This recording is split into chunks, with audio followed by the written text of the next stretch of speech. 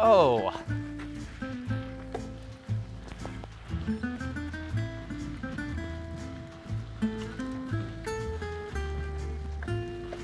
Man, this couch was hard to find.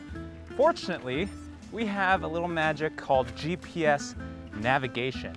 And other than your helmet and your bike, the only thing you really need to make it to the end of Unbound is a GPS head unit, AKA a cycling computer.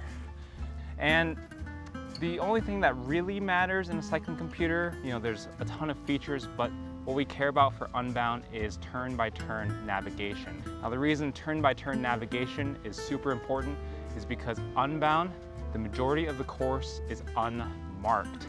Now, that means you can't, rely on road signs to find your way around on the course. Unless you're sticking with like a really tight group and you plan to ride together with these people the entire race, you can't really follow people because chances are you're gonna end up riding alone. So you need to use the course route on your GPS head unit to be able to navigate.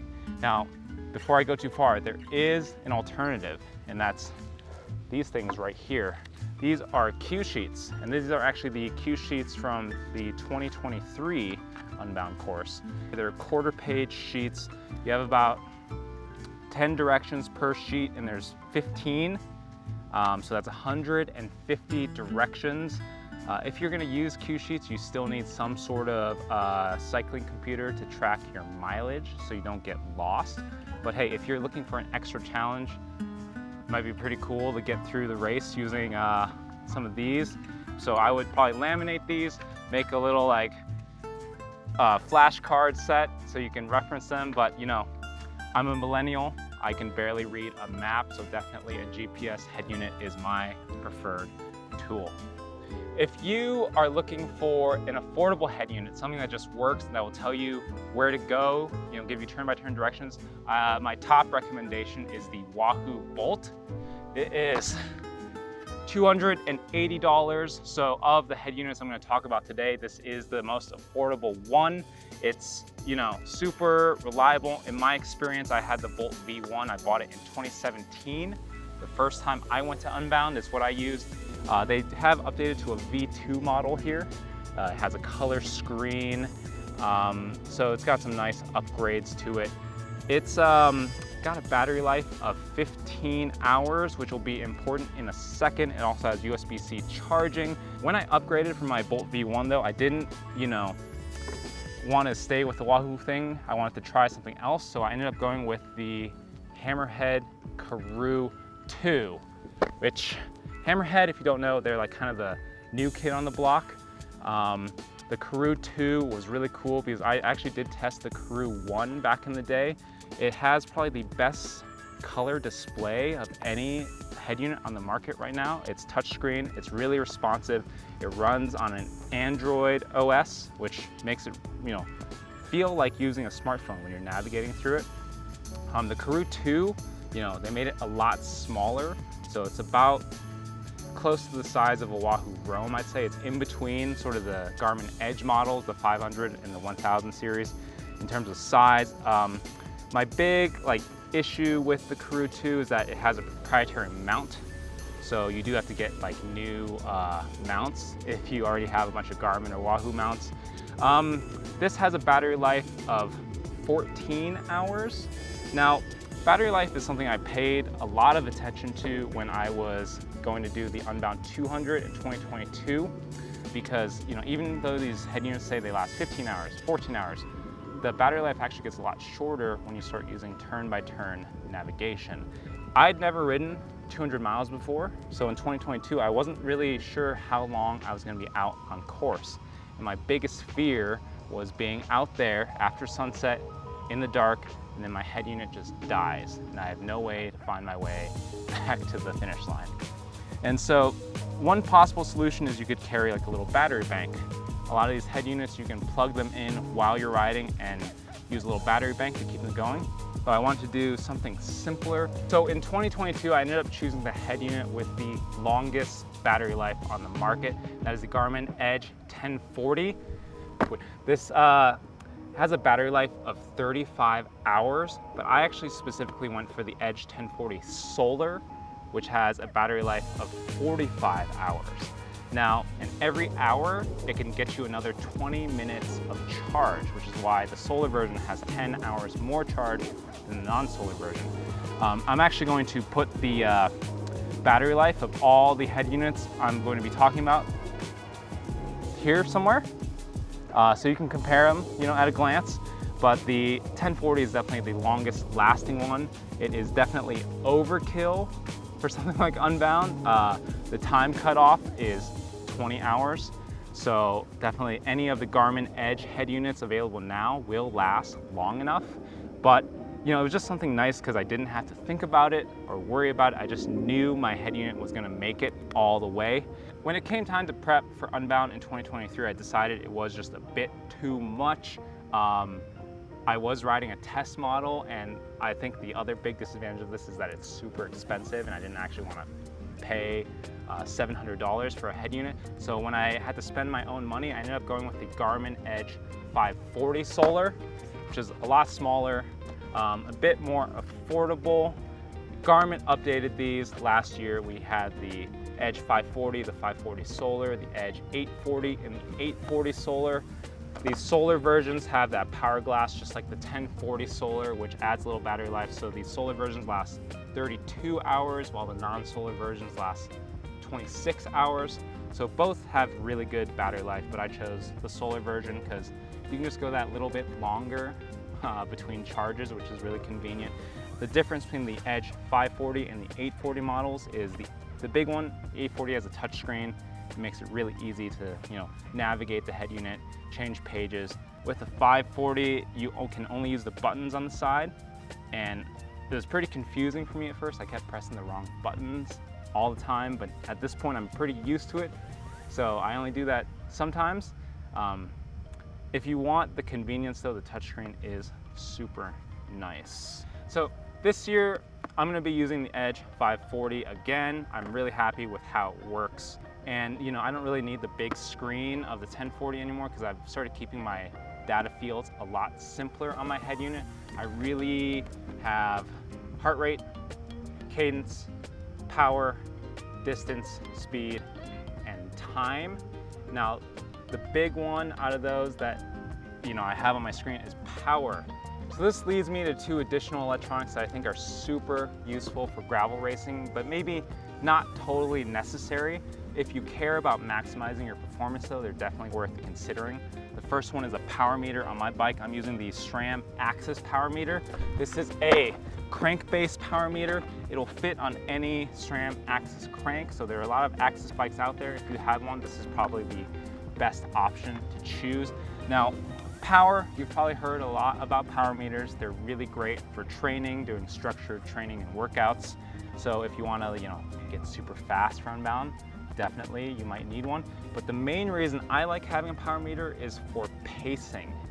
And you can use perceived effort to do your pacing, and at a race like Unbound that's 200 miles long, you're really gonna just be going super easy the whole time.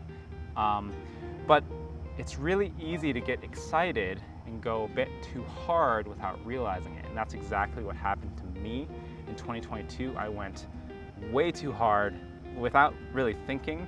In the first 80 miles, I kind of wasn't looking at my power, and after the 80-mile checkpoint, I was totally blown up. So this year, I'm gonna use my power meter to really focus and zero in on my pacing. The way I'm gonna do this is by using a power window. Basically, I'm gonna set a window of say 150 to 250 watts. I'm gonna try and stay between that window for the majority of the race. And so power meters are super useful for that sort of thing. The other thing that I think they're really useful for is riding into wind. Now, Unbound is sort of notorious for having really tough headwinds, especially the north course that's happening this year. The back half has like some block headwinds a lot of the time. Now, when you're riding into wind, it can feel terrible. You can feel like you're going so hard, but not getting anywhere. And I find having a power meter really helps me in those situations because I can say, oh, I am doing the power I need to be doing. It doesn't matter how slow I think I'm going. This is exactly the pace that I need to be doing, and that can really help mentally in those tough headwind situations. Now, if you want to add a power meter to your bike, The Cork SRAM axis power meter is great for any axis drivetrain, but for any other drivetrain, there's plenty of options. For Shimano, I really like using the 4eyes crankbase power meter. These are pretty affordable. You know, they're a left arm single-sided power meter, which I think is fine. If you ever need to choose between a dual-sided and a single-sided power meter, I don't think there's really that much reason to choose a dual-sided one. Single-sided power meters are cheaper in most cases, unless you have like a crazy imbalance in your legs due to like an injury or some other issue. A single-sided power meter will do fine. The other option that I recommend a lot, and it's probably the easiest way to add a power meter to your bike, is power meter pedals. The one I recommend a lot is the Garmin Rally pedals. We have two versions. This is the XC200 dual-sided, but again, you know, there's the XC100 single-sided, which is a little cheaper. I think these are really great. You know, if you have multiple bikes and you want to put power meter on each bike, but you don't want to buy a power meter for each bike, pedals can be a solid alternative. Now, power meters, you know, they can get pretty expensive, a few $100s at least usually. So if you can't spend that kind of money, the alternative I suggest trying is a heart rate monitor. There's a lot of great heart rate monitors. We have Garmin and Wahoo are probably the two big ones. So the Garmin one is the one I use. I've used the Ticker also, but heart rate, you can sort of, you know, if you know what your like threshold heart rate is, I know mine is like 176. You can sort of make a pacing plan using your heart rate. That's what I did in 2017. Before I had a power meter, I basically would watch my heart rate, and you know, if I went over 170 for an extended period of time, I'd back off. And it works really well. Heart rate just, it can vary a lot, especially depending on sort of your level of fatigue, the amount of sleep you've had, caffeine. So it's not as consistent as power, but if you have nothing else, it's probably the best you can get. And then I want to go into two more little electronics that are probably worth considering. The first one I'll mention is headphones. Now, at Unbound, you're very likely going to end up in no man's land, all by yourself, riding alone for a very long time. And in those situations, it can get really lonely and boring and sad, and sometimes having a little nice music, it can lift your spirits. But I wouldn't suggest wearing something like AirPods, something that will block out noise around you.